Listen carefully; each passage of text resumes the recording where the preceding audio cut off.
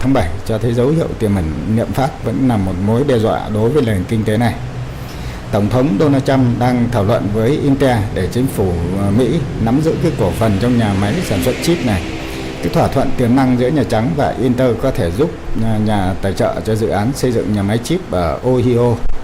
Động thái này nằm trong chiến lược củng cố an ninh và chuỗi cung ứng bán dẫn của Mỹ. Xin cảm ơn tất cả các anh chị em đã ghé thăm và ủng hộ cho Nguyễn Chính ạ. Xin cảm ơn các anh chị em và các bạn rất nhiều. Cảm ơn Vincent Anechogam, cảm ơn Susala Mojio, cảm ơn Malé ạ. Vâng, tiếp theo là mình muốn chia sẻ thêm một chút nữa về cái chính sách thuế quan của Tổng thống Mỹ Donald Trump ấy. Nó đã mang về cho Mỹ khoảng 27,7 tỷ đô la trong tháng 7. Nó đưa cái nguồn thu hàng tháng từ thuế nhập khẩu của Mỹ lên mức cao kỷ lục. Doanh thu thuế quan của Mỹ nó có thể sẽ tiếp tục tăng trong những tháng tới khi các chính sách thuế quan của ông Trump nó có cái hiệu lực đầy đủ đối với các khu vực mà ông Trump đã áp thuế.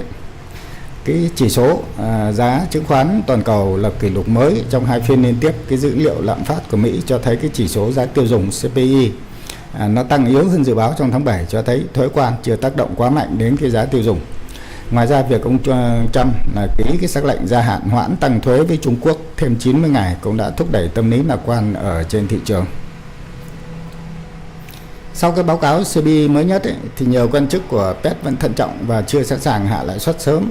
4 thành viên của ủy ban cho rằng cần thêm dữ liệu lạm phát và thị trường lao động để xác nhận cái xu hướng giảm bền vững. Một số cảnh báo cái việc nới lỏng quá nhanh có thể khiến cho lạm phát quay lại. Nhiều doanh nghiệp và nhà đầu tư Trung Quốc đang chuyển hướng sang Indonesia để tránh thuế quan cao từ Mỹ.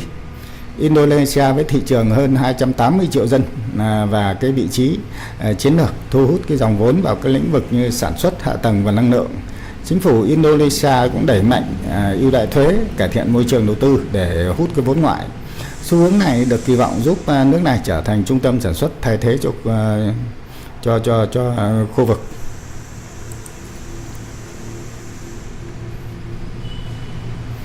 Thì trong cái đợt trong những cái thị trường chứng khoán ấy, thì chứng khoán của Mỹ nó không chịu ảnh hưởng quá lớn từ báo cáo lạm phát giá sản xuất PPI nó nóng hơn dự kiến. Theo đó, trong tháng 7 ấy, PPI nó tăng 0,09%, cao hơn đáng kể so với ước tính 0,2% của các nhà kinh tế. Mặc dù cái lạm phát PPI nóng hơn đáng kể, thị trường tương lai đang dự báo Cục Dự trữ Liên bang Mỹ Fed sẽ hạ cái lãi suất trong tháng 9, nhưng mức độ cắt giảm nó sẽ ít hơn. Đấy, cái báo cáo CPI tương đối tích cực. Báo cáo PPI nóng hơn dự kiến đoán khiến thị trường có phần cảnh giác. Tuy nhiên, đến hiện tại thì kỳ vọng Cục Dự trữ Liên bang Mỹ là cắt giảm lãi suất thì vẫn giữ nguyên. Và đến hiện tại, cái xu hướng chung của thị trường Việt Nam thì vẫn tích cực khi liên tục có các thông tin hỗ trợ cả trong lẫn bên ngoài. Các cổ phiếu dẫn dắt như ngân hàng, chứng khoán, bất động sản, thép và dầu khí nó thay phiên nó tăng mạnh, tạo cái tâm lý hứng khởi cho các nhà đầu tư. Xác suất bật tăng vẫn cao hơn, lên dòng tiền vẫn hiện hữu trên thị trường. Đây là cái tín hiệu tích cực, nhưng cũng cần lưu ý cái áp lực chốt lời cũng dâng cao khi thị trường tiến sâu vào vùng kháng cự. Cần thận trọng với các nhịp tăng quá nhanh. Nó tăng nhanh, tăng nóng thì thường nó cũng sẽ xuống nhanh. Chiến lược giao dịch thì vẫn nên nghiêng về cái phần chúng ta tích lũy cổ phiếu, tập trung vào cái nhóm có dòng tiền mạnh như tài chính, bất động sản hay đầu tư công, năng lượng và giữ dài hơi. Có nghĩa là chúng ta sẽ mua và chúng ta nắm giữ, chứ chúng ta không có lướt sóng ở trong những giai đoạn như thế này. Phiên cuối tuần nó có thể sẽ rung chuyển lắc mạnh hơn. Đó, là những cái phiên cuối tuần như hôm nay. Để cái chuyển giao là các cái vị thế, tuy thị trường đã vào vùng cao nhưng đến hiện tại rủi ro điều chỉnh vẫn chỉ mang cái yếu tố chốt lãi trên các nhịp biến động không quá mạnh. Như chúng ta thấy ở trên màn hình, những cái nhịp chốt lãi ở đây thì nó sẽ có cái mức để cho nó giá nó giảm, nó đè giá giảm xuống. Thế nhưng mà nó không gọi là cái áp lực để bán tháo. Nó chỉ là một cái yếu tố chốt lãi của những nhà đầu tư, họ đã có những cái cơ sở họ nắm giữ từ trước. Về nhìn chung về những cái tin trong kinh tế ở trong nước thì chúng ta chỉ chú ý này, cái MSCI công báo kết quả đợt review quý 2 với cái rổ chỉ số của MSCI Formalty Market Smart Cap Index đã thêm vào 28 và loại đi 11 mã cổ phiếu. Việt Nam được bổ sung tới 9 mã cổ phiếu và loại ra chỉ có 2 mã thôi. Cổ phiếu Việt Nam cũng đang chiếm tỷ trọng cao nhất trong chỉ rổ của Simcap với tỷ lệ 28,76%. Tuy nhiên Việt Nam không có đại diện nào trong top 10 mã chiếm tỷ trọng cao nhất. Bộ Xây dựng thì đã thông tin về 250 dự án đã dự kiến sẽ được khánh thành khởi công để chào mừng kỷ niệm 80 năm Quốc khánh. Theo đó, 250 dự án trọng điểm sẽ dự kiến đóng góp hơn 18% GDP cả nước trong năm 2025, tập trung vào hạ tầng giao thông, đô thị và nhà ở. Các dự án này được kỳ vọng tạo động lực tăng trưởng, thúc đẩy giải ngân đầu tư công và thu hút vốn tư nhân. Thì ở đây là chúng ta như là khi những cái dự án được khởi động và như là nó hoàn thành thì nó sẽ được tạo được rất nhiều công ăn việc làm và rất nhiều cái thuận lợi cho cái kinh tế của đất nước. Trong thời gian tới, thị trường chứng khoán Việt Nam nó sẽ triển khai một số cái sản phẩm đáng chú ý như tăng cái thời lượng giao dịch. Đấy, có thể là tăng xuyên trưa. Bình thường thì chúng ta như là sẽ nghỉ giao dịch, những cái giờ giao dịch là chúng ta sẽ nghỉ vào 11 giờ 30 phút và chúng ta sẽ giao dịch lại vào lúc 13 giờ.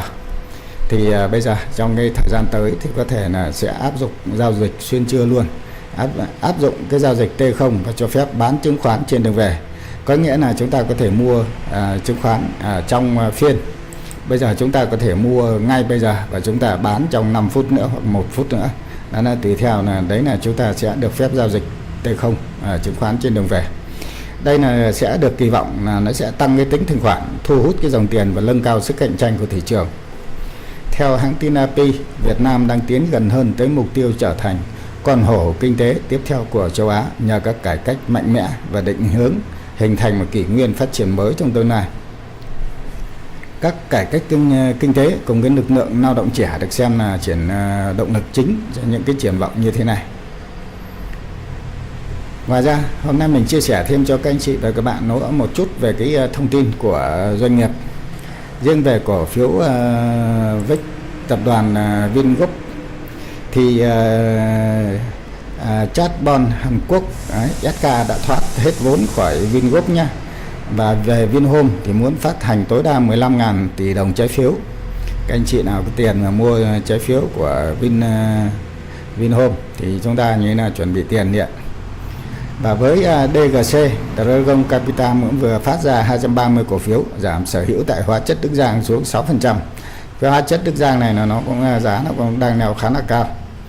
Và SHS, công ty cổ phần chứng khoán SHS là muốn bán hết 14% vốn của công ty dược, dự thu về hơn 140 tỷ đồng. Còn về một số cái cổ phiếu khác cần chú ý như là FPT. Như là FPT đây, FPT bây giờ hiện đang như là đang khớp ở giá 102.000 một cổ phiếu.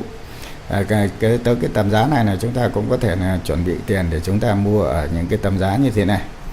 Tại FPT và Hồ Chí Minh vào cái rổ của Frontier Market Index trong đợt review quý 3 có SJC này bị loại. SJC là công ty của phần vàng bạc đá quý Phú Nhuận đó.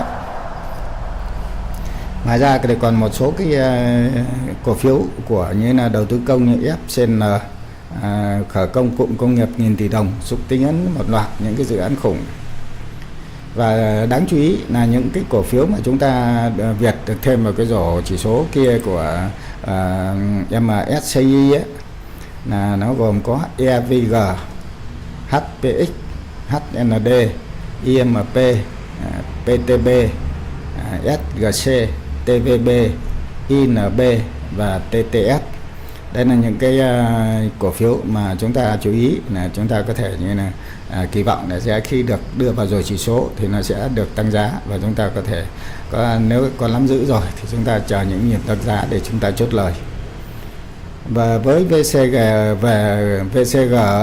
VCG thì thực sự ra thì nó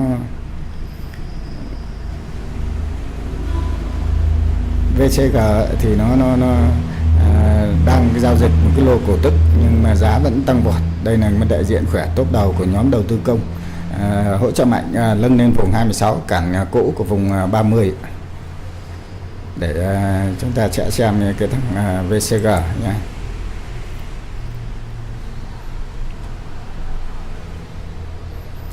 VCG thì nó là cũng là hình mẫu của đầu tư công đấy, nên là chúng ta có thể như này, vì sử dụng vốn của ngân sách nhà nước nên là khi mà giải ngân được thì nó rất có nhiều cơ hội để chúng ta thu lợi từ cái cổ phiếu của VCG.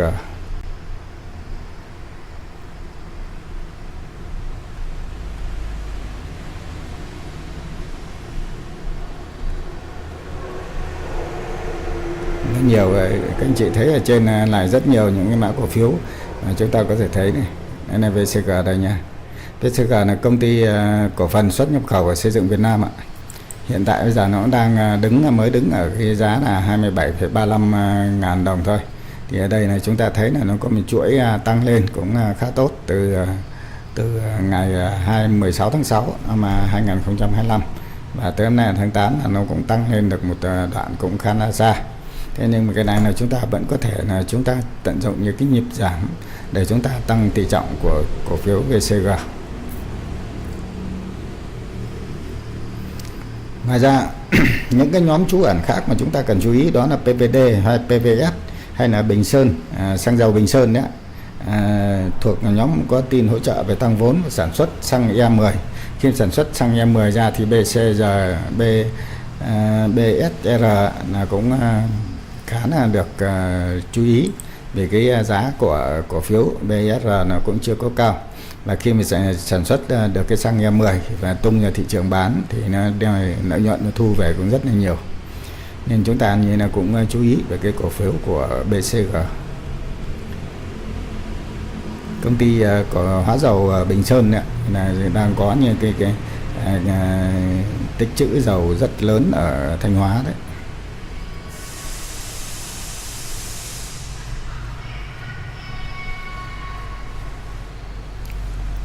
BSR nhé, xin lỗi hồi nãy mà đọc hơi nhầm.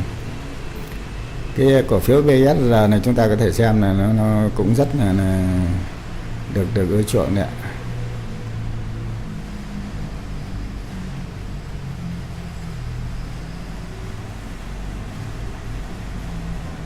Là cổ phiếu này BSR đây ạ, công ty nọc hóa dầu cổ phần nọc hóa dầu Bình Sơn nhé. Phim này là tăng kịch trần luôn này. Khi có những cái tin tốt ra là cổ phiếu đã tăng rất là nhanh, nên là chúng ta cũng có thể thấy ở đây là từ 18 ngàn lên như là 24 ngàn rồi. Những cái này là chúng ta cũng có thể chú ý để chúng ta tích lũy ở đây. Mà cái này hôm nay là trắng bên bán rồi, đang dư hơn 4 triệu cổ phiếu mà không có người bán, người ta đang cần mua mà chẳng có ai chịu bán. Xin cảm ơn Mai Lễ, cảm ơn Dũng nhé.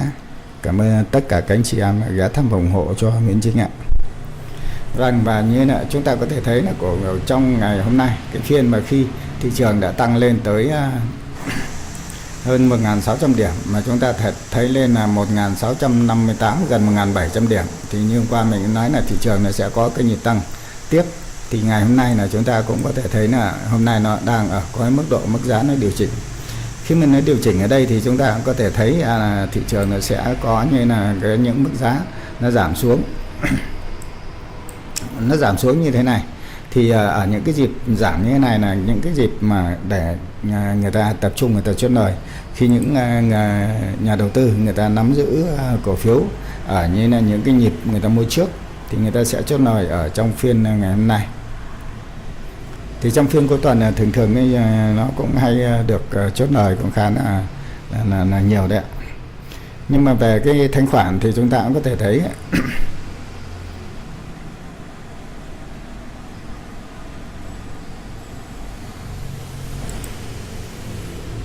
để chúng ta có thể xem ở trong cái thanh khoản của chúng ta ngày hôm nay.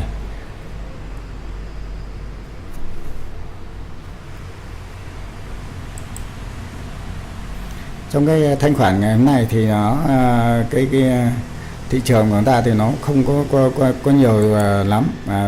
Người bên nhà đầu tư nước ngoài họ cũng đang bán này, đang bán Hòa Phát này. Hòa Phát họ đang chốt lời rất là nhiều. Ở đây khi mà thị trường Hòa Phát và FPT bên nước ngoài là họ bán là cũng khá là đông nhá. MBBank này, BPBank và SHB. Ngoài ra thì chúng ta có thể xem bên tự doanh này họ như là tự doanh hôm nay lại mua rất tích cực, nhất là cái chỉ số tự doanh thì lại mua ngược lại, nhà nước ngoài bán nhưng mà trong nước thì nó mua Hòa Phát với giá trị là 99,10 tỷ. Còn như là với cái chỉ số của Pua Việt Nam đồng này nó là 179,94 tỷ. Ngoài ra thì tự doanh cũng bán chốt lãi ở cái ngân hàng ACB là giá trị là 48 tỷ và CTG là 44 tỷ. Còn thanh khoản ngày hôm nay thì nó cũng tương đương với phiên hôm qua thôi. Ngày hôm qua là chúng ta thấy là tới giờ này nó và tới bây giờ thì nó cũng tương đương nhau, chứ nó cũng không có thấp hơn. Có nghĩa là thị trường của chúng ta vẫn đang neo giữ được cái dòng tiền rất là tốt. Khi có nhà đầu tư người ta bán ra để chốt lãi thì cũng sẵn sàng có nhà đầu tư khác người ta như thế nào mua lại ở cái mức giá như thế này. Xin cảm ơn bạn Mừng Phạm nhé. Cảm ơn tất cả các anh chị em đã ghé thăm ủng hộ cho Nguyễn Chính. Về cơ bản thì chúng ta có thể thấy là trong cái chỉ số VN30 ngày hôm nay, chỉ số VN30 ngày hôm qua, khi mà chúng ta thấy là cái VN30 trong cái phiên ngày hôm qua thì có 22 mã tăng giá và nhớ là một số mã giảm và đứng giá thì chỉ có 8 mã thôi. Nhưng hôm nay do như là cái lý do như chúng ta cũng có thể biết là cái lý do mà chúng ta có thể thấy là nó được chốt lời hoặc chốt lãi là chính thôi, chứ còn nó chưa phải là cái thị trường để người ta bán tháo. Thì ở đây hôm nay cái rồi chỉ số VN30 là rồi chỉ số lớn nhất của Việt Nam thì nó chỉ có 11 mã tăng và 18 mã đang bị áp lực bán xuống. Và thị trường chúng ta thấy cái đồ thị ở đây là nó cũng đang đi xuống, như là nó tới giờ này là cũng được giao dịch 46,564 tỷ ra là cũng khá là nhiều. Như những năm trước thì chúng ta chỉ đạt được tới hơn 30 tỷ, hơn 30.000 tỷ thôi. Còn hôm nay trong phiên ngày hôm nay là đã đạt được 46,12 nghìn tỷ, coi như vào gần, nếu mà từ giờ tới chiều trọng khoảng gần 50 ngàn tỷ đấy. Thì hôm nay là ACB ngày hôm qua là phiên sau khi một phiên kịch trần thì nó cũng đã giảm giá xuống còn 26 ngàn và hôm nay đang tăng lên trở lại. Ngoài ra còn số cái cổ phiếu mà chúng ta chú ý khác như là BIDV này. BIDV thì nó đang đứng ở tầm giá như là 41.300. Đấy, sau phiên hôm qua như là nó tăng lên, khi hồi sáng nó bật tăng lên 42.000 thì giờ xuống còn 41 ạ. Còn một số cổ phiếu lớn khác như là VIX là tập đoàn Vingroup của đồng anh Phạm Nhật Vượng đấy ạ. Phạm Nhật Vượng bây giờ là sau hồi sáng bật tăng lên 126.000 đồng trên một cổ phiếu thì trưa nay tới giờ này thì giảm xuống còn lại 119.800 đồng một cổ phiếu.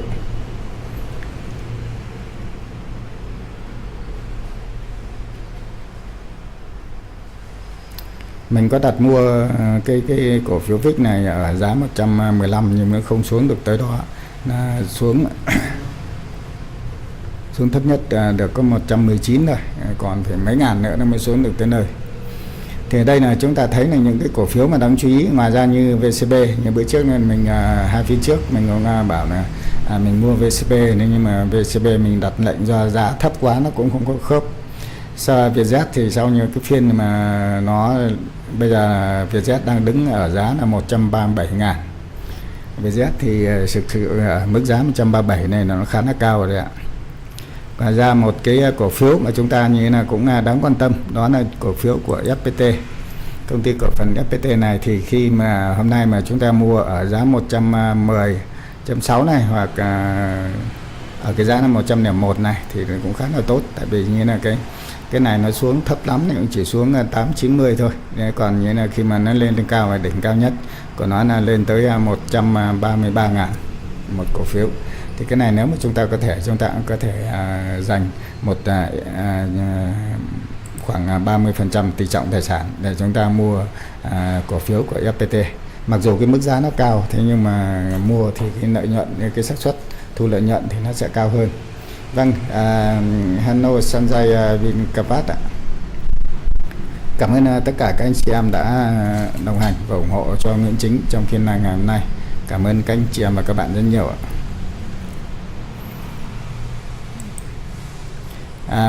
Để mình xem qua một chút về cái chỉ số của thị trường chứng khoán phái sinh. Do cái thị trường phái sinh là rất là nhanh và nhạy trong cái rổ chỉ số VN30 này. Vừa rồi là khi chúng ta thấy là cái chỉ số của chứng khoán phái sinh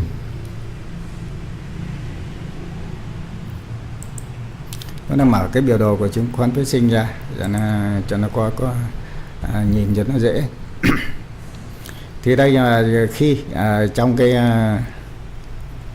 mình sẽ mở về chứng khoán về cái biểu đồ 1 phút đi, 1 phút hoặc 5 phút để 1 phút thì nhìn cho nó thoáng. Thì sau trong cái phiên giao dịch hôm nay ngày 25 ngày 15 tháng 8 thì chúng ta thấy là khi phiên từ sáng là nó tăng lên được như là tới cái đỉnh cao nhất 1813 điểm, thì phái sinh nó cũng đang chịu cái áp lực giảm xuống, hiện tại giờ còn 1784 điểm thôi. Nó cũng nó thấp hơn cái mức giá đóng cửa hôm qua nhé. Thì đây chúng ta cũng có thể thấy là khi mà xuống tới 1780 này thì cái cổ phiếu của nó cũng cái thị trường phái sinh nó cũng đang có dấu hiệu nó tăng lên. Ở đây chúng tăng lên tới đây rồi, chúng ta cũng có thể kỳ vọng nó tăng lên 1790 1800. Gì đấy? Alo. Đó. Đây, xong vào trong kia mày lấy cái đèn kia ra gắn thêm ra sau. Cái đèn trong kho đó. Bạn lấy cái đó xong lấy cái dây điện có gỡ sẵn này ra gắn hai cái, một cái trước, cái sau đây.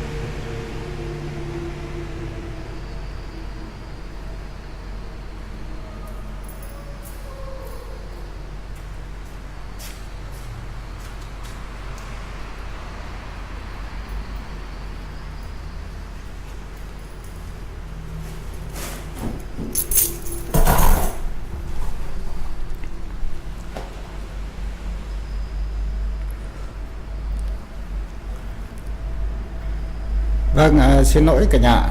Đi ra chỉ cho mấy đứa nó gắn mấy cái bóng đèn bảo vệ nên là để nó bị đứt đoạn cái thời gian. Đấy, như các anh chị thấy này, chúng ta có thể thấy như là ở đây nó đang như là ở cái mức độ mà nó chưa phải thực sự là nó được cái mức độ nó mua để tăng vọt lên, mà nó đang có dấu hiệu được kéo lên. Thì đây mà như nãy là chúng ta thấy là cái 11 cái mã cổ phiếu ở trong rổ VN30 này nó có tác động rất lớn tới chỉ số. Ở cái gì con? Băng keo đen hả? Dạ. Đưa xem là còn cái nào không biết nào không nữa.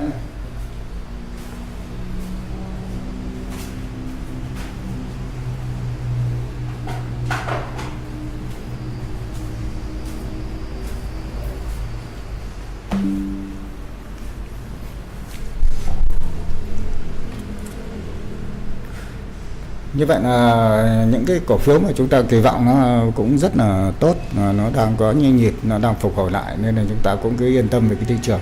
Nó chưa như là có cái tâm lý, chưa bị cái tâm lý bán tháo. Và chúng ta cố gắng là như vậy là lên 1.000 sao. Chỉ số hôm nay nó có giảm nhưng mà giảm không nhiều, nên là chúng ta có thể vẫn yên tâm là chúng ta giữ được cái cổ phiếu ở trong những phiên sắp tới.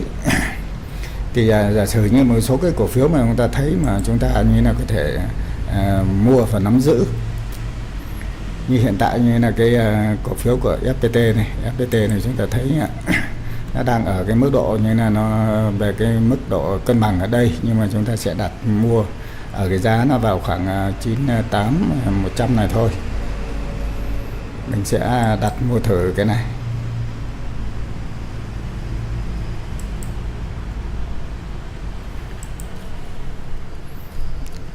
FPT mình sẽ mua, mình sẽ bỏ vào đây khoảng mình mua ở cái giá nó vào khoảng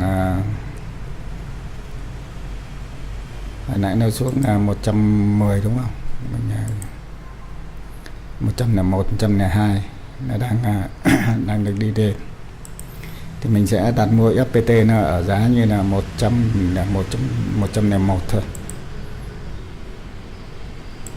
101.000 một cổ phiếu.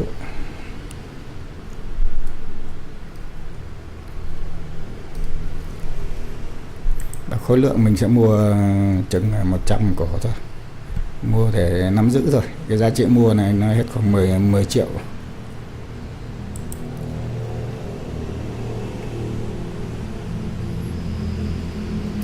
Và mình sẽ đặt ở mức giá sàn 96, và chung mình sẽ mua thêm 100 cổ phiếu nữa ở mức giá sàn.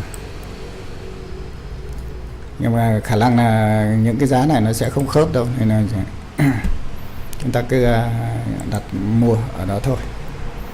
Mà ra thì những cái cổ phiếu mà sáng mình mua nó cũng đã khớp rồi, mà còn số cái này nó cũng chưa được khớp. Xin cảm ơn tất cả các anh chị em và các bạn đã luôn đồng hành và ủng hộ cho Nguyễn Chính ạ. Xin cảm ơn các anh chị em. Thêm kêu Sunrise nhé. Cảm ơn Dũng. Thank you so much my friend Sunrise. Vâng, cảm ơn 500 anh em đang theo dõi trên đường live ạ. Cảm ơn các anh chị em và các bạn rất nhiều. Và chúng ta chuyển sang xem ở trong cái thị trường chứng khoán phái sinh. Ở cái phái sinh này mà khi mà thị trường nó giảm giá thì phái sinh của chúng ta nó cũng sẽ giảm. Và nó sẽ giảm trước, và nếu mà nó không giảm nữa thì là thị trường ngày mai nó sẽ được kéo lên. Nên cái thị trường chung như thế, và chúng ta có thể dựa vào cái chỉ số của VN30 để chúng ta mua và chúng ta bán và cổ phiếu ở trong phiên.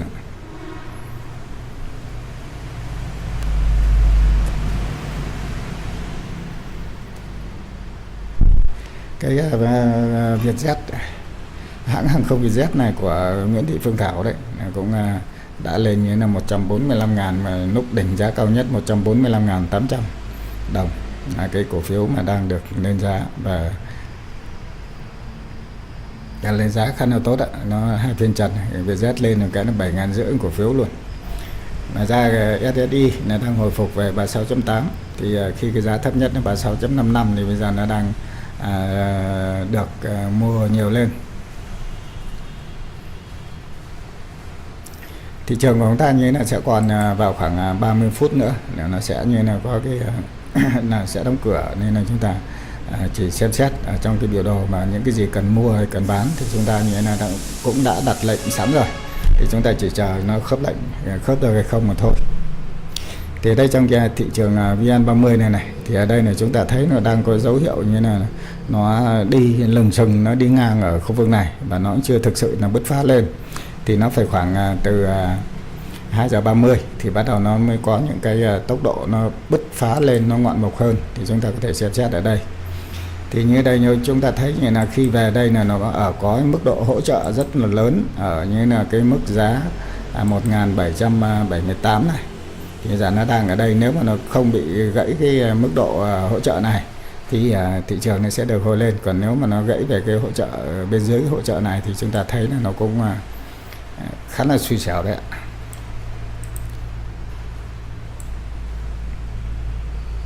Đấy, mà về đây nó về cái hỗ trợ cứng này nhá. Khi gãy cái ngưỡng hỗ trợ này thì nó sẽ xuống cái mức hỗ trợ bên dưới.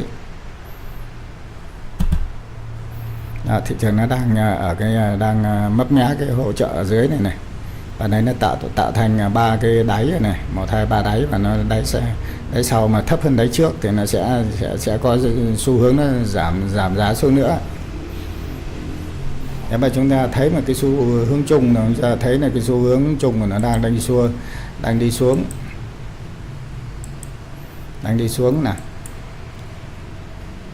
Thì khả năng hôm nay nó sẽ xuống 1700 nhiêu đây, khoảng 1770 mấy đây không biết. Nó sẽ đánh, có thể nào nó có đánh một cái lên nó sụt xuống dưới này luôn đấy. Là thị trường nó đang có xu hướng chung là đang đi xuống nha cả nhà. Nên là chúng ta thận trọng ở những cái mức, và khi chúng ta mua thì chúng ta cố gắng chúng ta mua ở như là cái mức hỗ trợ bên dưới này nha, cả hỗ trợ ngang, hỗ trợ chéo.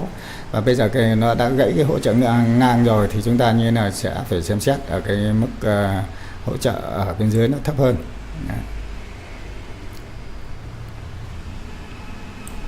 Nó thấp hơn ở khu vực dưới này thì có khả năng nó sẽ được hồi phục lên. Thì ở dưới này nó vừa như là nó vừa chạm hỗ trợ ngang và vừa chạm hỗ trợ chéo, thì chúng ta có thể như là giao dịch ở cái khu vực dưới này. Cái chỗ này là chỗ mình để cho nó đỏ để cho nó dễ thấy.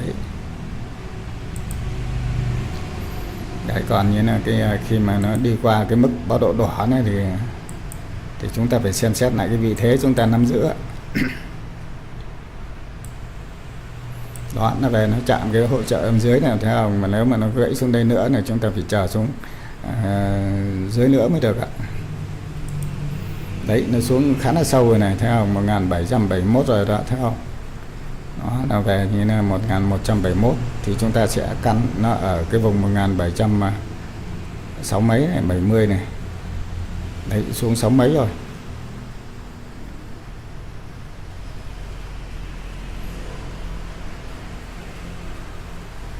Thì ở đây chúng ta lưu ý là như là cái đáy của hỗ trợ thì là đỉnh của kháng cự của phiên trước, và đáy hỗ trợ của phiên ngày hôm sau. Đó, về tới đây 1760 mấy bắt đầu có dấu hiệu là được mua lên này. Đó, mua lên rất là nhanh nha. Và chúng ta giao dịch phái sinh thì chúng ta cũng lưu ý là chúng ta khi đặt lệnh ở những cái vùng giá và nó chạm cái hỗ trợ ở bên dưới này thì chúng ta kiếm được cái lợi nhuận cũng rất nhanh thôi ạ. Như vậy là cái áp lực bán là đang được tăng lên ở như là cái thị trường cơ sở, chứng khoán cơ sở của chúng ta là nó cũng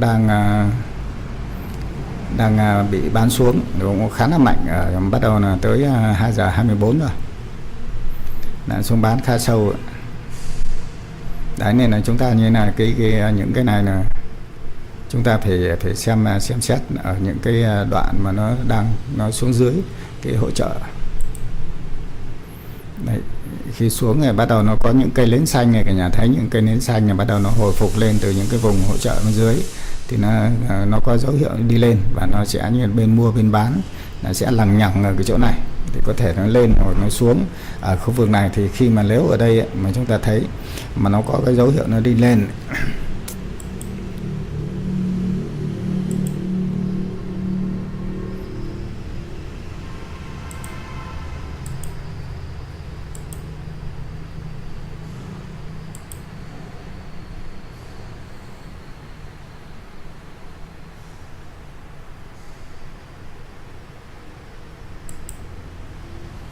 thì chúng ta mới đặt cái lệnh mua nha.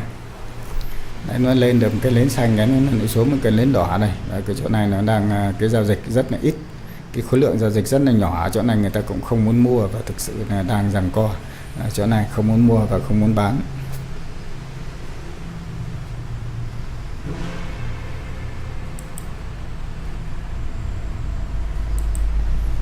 Đây, cái chỗ này, những cái hỗ trợ này thì chúng ta cũng có thể nghiên cứu. Chúng ta có một cái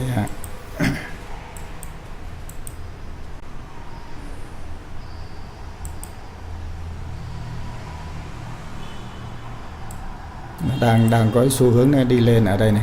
Để chúng ta có thể xem khi mà thấy nó có xu hướng đi lên ở đây thì chúng ta có cái nhịp mua ở đây thì chúng ta sẽ có lợi nhuận ở trong phiên này. Còn về xu hướng chung thì nó đang đi xuống và bây giờ nó xuống dưới này cũng khá là thấp rồi. Thì những ở cái vùng giá thấp này thì chúng ta mua là cái xác suất rủi ro thì nó thấp hơn. Đấy, khi mà nếu mà hồi lại chúng ta như thế này để những cái lệnh mua ở những khu vực như này thì chúng ta xem xét khi mà nó lên tới những cái đỉnh điểm như thế này thì chúng ta có thể xem xét để chúng ta chốt lời. Nếu mà từ dưới này 1768 lên đây là 1786 đây, 68 lên 86 là được 20 điểm. Là nếu mà các anh chị mà để một hợp đồng vào đây thì các anh chị cũng được 2 triệu. Chúng ta cũng được 2 triệu vào đây, nên là các anh chị cũng lưu ý cái chỗ này. Còn nếu mà nó thấp xuống thì các anh chị những cái chỗ như thế này thì chúng ta cũng không, thị trường chung nó đang đi xuống như này thì chúng ta cũng như là lưu ý hạn chế mua ở những cái khu vực như này. Khi nào thấy có cái dấu hiệu nó đi lên, nó rõ rệt một chút, đi lên rõ rệt như thế này này. Đó, giả sử nó lên đây, nó lên nó vượt lên đây chúng ta mua thì khi tới lên trên này chúng ta chốt lại thì nó chắc ăn hơn. Và khi mà nó đang xuống thì chúng ta phải xem kỹ ở cái khu vực này, tại vì những khu vực này là những khu vực nó khá là nhạy cảm. Thì cái mới xuống đây nó chưa tạo được những cái đáy thì chúng ta như là mua ở những khu vực này nó vẫn còn rủi ro, nhưng mà nó thực sự mua ở khu vực dưới này thì nó cũng giảm cái rủi ro đi rất là nhiều. Trong khi đó ở thị trường cơ sở là nó cũng quyết định, thị trường cơ sở nó quyết định rất nhiều tới cái chỉ số của cái chứng khoán phái sinh ạ. Trên cái chứng khoán cơ sở này chúng ta thấy là nếu mà chứng khoán cơ sở nó giảm giá xuống thì chứng khoán phái sinh nó cũng sẽ giảm. Còn nếu mà chứng khoán phái sinh mà nó tăng thì thị trường chứng khoán cơ sở nó cũng sẽ tăng. Đây các anh chị thấy là nó nhảy từ bên này nhé, nó lên đây. Chúng ta thấy nó tăng lên này, khi mà nhích lên nó tăng lên ngày nào. Nếu chúng ta mua đây mà chúng ta mua 1167 lên 1776 này là được 10 điểm này. Được 10 điểm thì nếu mà chúng ta như là có một hợp đồng thì nó vào khoảng 30 triệu thì chúng ta đã thu lợi nhuận từ đây đến đây, nên đọc 1 phút này, 2 phút, phút thứ 3 là chúng ta được 1 triệu rồi này. Nếu mà 5 hợp đồng thì chúng ta được 5 triệu này. Đó.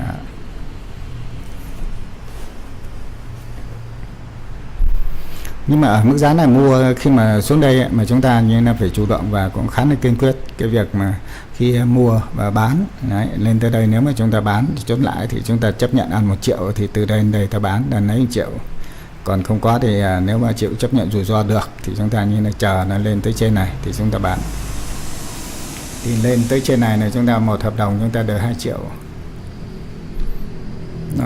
Nói thì nó đơn giản vậy thôi, nhưng thực sự khi vào giao dịch này các anh chị cái áp lực nó rất là nặng nha, rất là cao đấy. Tại vì nó đụng tới tiền bạc nên cái áp lực nó nặng dữ lắm. Nên là khi chúng ta mua bán này chúng ta cũng cố gắng chúng ta thận trọng. Xin cảm ơn các anh chị em và các bạn đã đồng hành và ủng hộ cho Nguyễn Chính. Thank you Sanjay.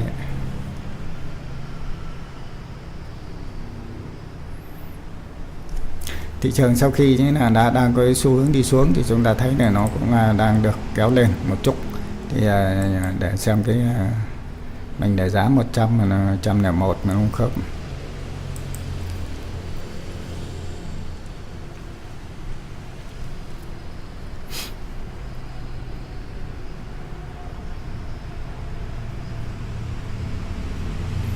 Không khớp thôi. Nói chung là những cái cổ phiếu mà người ta như là không không có ưu tiên nắm giữ thì chúng ta cũng không cần như là phải đó. Vietjet nó giảm xuống sàn luôn rồi.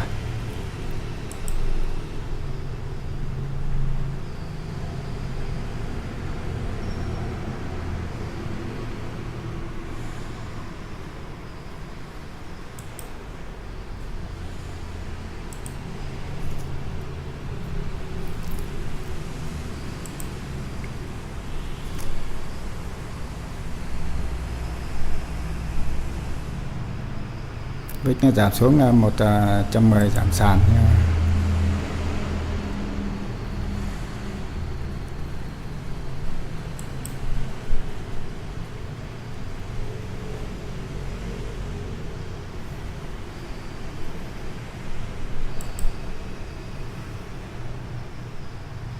Mình đặt mua VIX 100 sàn 115.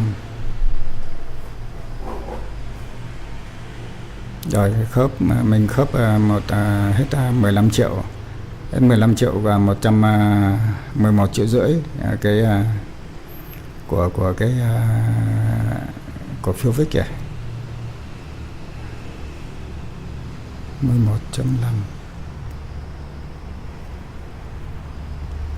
115.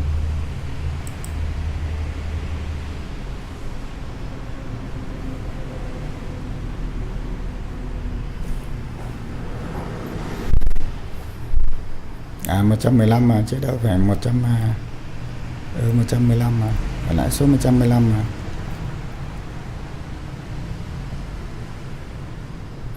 Rồi như vậy là cái thị trường chứng khoán phái sinh của chúng ta là đã như là bắt đầu bước vào cái phiên ATC. Trong phiên ATC thì chứng khoán phái sinh của chúng ta là bắt đầu là nó đang được đi lên này, chúng ta thấy nó đang được kéo lên khá là mạnh. Cái này cho nó cái màu nó đỏ đỏ cho nó đẹp đẹp.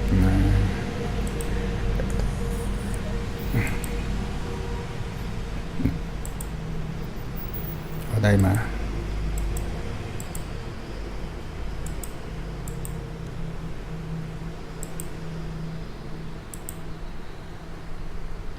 đó, thấy không? Khi chúng ta đặt mua đấy 1767 này, nên là 1779 đó, là đã được hơn 10 điểm rồi đấy.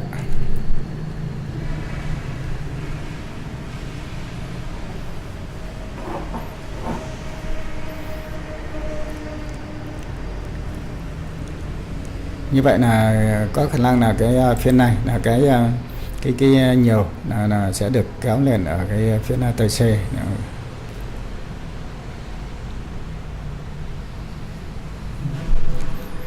Vâng, một lần nữa mình xin cảm ơn tất cả các anh chị em và các bạn đã đồng hành và ủng hộ cho Nguyễn Chính trong phiên này giao dịch buổi chiều ngày hôm nay. Xin cảm ơn tất cả các anh chị em và các bạn đã luôn đồng hành và ủng hộ cho Nguyễn Chính. Các anh chị có nhu cầu đầu tư hoặc là cái yêu thích về cái bộ môn tài chính chứng khoán thì các anh chị có thể truy cập vào công ty cổ phần chứng khoán Tân Việt, là các anh chị để mã 5141 là cái mã seller của như là Nguyễn Chính ạ. Các anh chị để mã 5141 thì các anh chị sẽ được các anh bạn nhân viên và mình đích thân để như là mở tài khoản để cho các anh chị và các bạn chúng ta có thể giao dịch trực tiếp ở trên thị trường chứng khoán Việt Nam với công ty chứng khoán Tân Việt. Mã ID của mình là 5141. Xin cảm ơn tất cả các anh chị em và các bạn đã đồng hành ủng hộ cùng Nguyễn Chính. Xin mến chúc các anh chị em và các bạn luôn vui vẻ, sức khỏe, hạnh phúc và nhiều thành công trong cuộc sống. Bye bye tất cả các anh chị em và các bạn. Bye bye Sanjay Vincast. Xin cảm ơn và hẹn gặp lại các anh chị trong phiên này lần sau ạ. Bye bye và hẹn gặp lại.